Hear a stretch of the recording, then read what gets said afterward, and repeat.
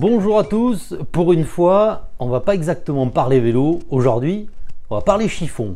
Parce que ça y est, vous avez restauré votre vélo, il est nickel et vous avez envie d'avoir la tenue qui va avec. Donc qu'est-ce qu'il vous faut? Il vous faut un cuissard, un maillot et des chaussures. Alors pour le cuissard et les maillots, c'est pas trop compliqué. On trouve des cuissards qui n'ont pas de marque, donc qui vont très bien pour une tenue vintage. Au niveau des maillots, soit vous allez en trouver dans les petites annonces sur les sites internet, des choses comme ça, soit aujourd'hui vous avez tout un tas de chinoiseries, des reproductions de maillots d'époque qui sont plutôt bien faites et qui ont quand même l'avantage de bien passer en machine. Donc si vous devez en faire une utilisation quasiment hebdomadaire, vous n'avez pas peur de les passer dans la machine avec tout le linge, alors que les maillots vraiment d'époque ont tendance à soit se retrécir, soit s'allonger, donc il faut les laver à la main et c'est pas très pratique. Là où ça commence à se compliquer, c'est pour les chaussures. En effet, quand on veut rouler avec un vélo ancien, on roule pas avec des baskets, c'est quand même pas terrible pour le look. Idem, les chaussures modernes, ça le fait pas, je vous le déconseille. Donc là, qu'est-ce qui vous reste? Alors aujourd'hui, il y a des fabricants qui continuent de produire des chaussures dites vintage en cuir, qui ressemblent vraiment à ce qu'on trouvait dans les années 60, 70. C'est pas toujours donné, mais il y a quand même des fabricants qui font des chaussures vraiment de très très belle qualité. Ensuite, l'autre solution, c'est de vous tourner vers le marché de l'occasion, les petites annonces, eBay, etc. etc. C'est ce que j'ai fait. Et là, on trouve en gros deux types de paires de chaussures. Alors, il y a les chaussures avec des semelles rigides et des semelles dites cambrées. Donc, c'est par exemple des chaussures comme ça. Vous voyez que la semelle n'est pas plate, et elle est cambrée.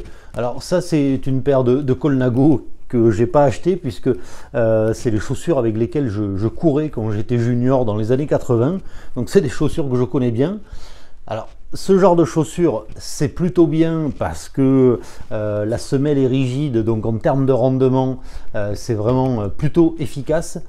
Par contre, là où ça se complique, c'est dès qu'on s'arrête et qu'on veut marcher.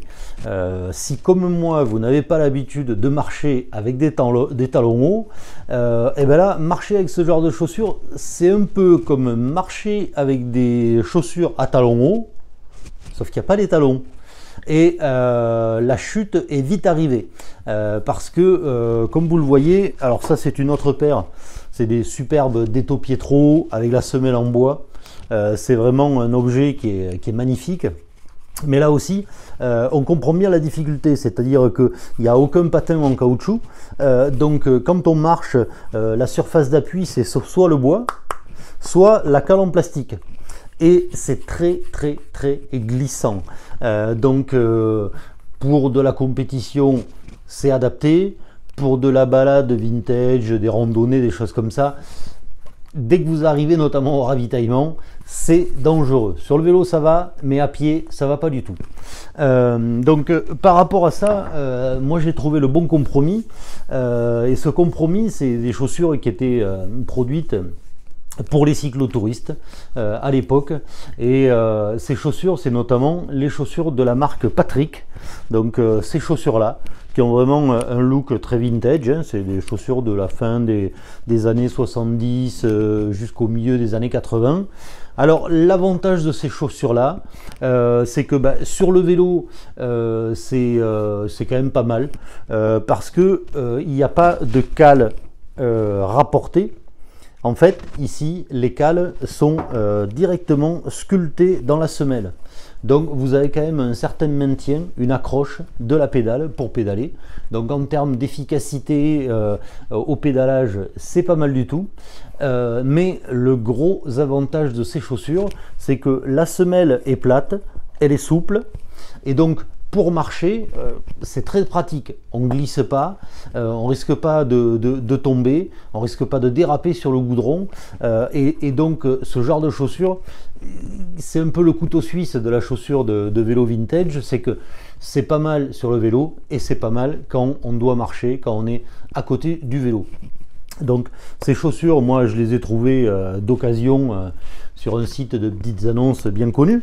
Alors méfiez-vous, c'est toujours pareil, hein, quand on achète des chaussures par correspondance, on a des surprises avec la taille. Moi il a fallu que j'en achète 2 paires pour trouver la bonne taille, parce que chez la marque Patrick, les tailles, ça taille un petit peu petit, c'est-à-dire que moi qui chausse du 43, il a fallu que j'achète du 44 pour être bien dedans, et encore c'était pas tout à fait adapté, donc j'ai rajouté une semelle pour compenser et trouver le bon équilibre.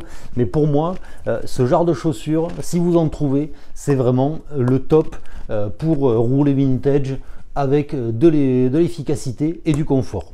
Voilà, j'espère que ces petits conseils vous auront plu, que vous allez trouver chaussures à votre pied et que vous allez être vraiment digne d'un concours de beauté. À bientôt!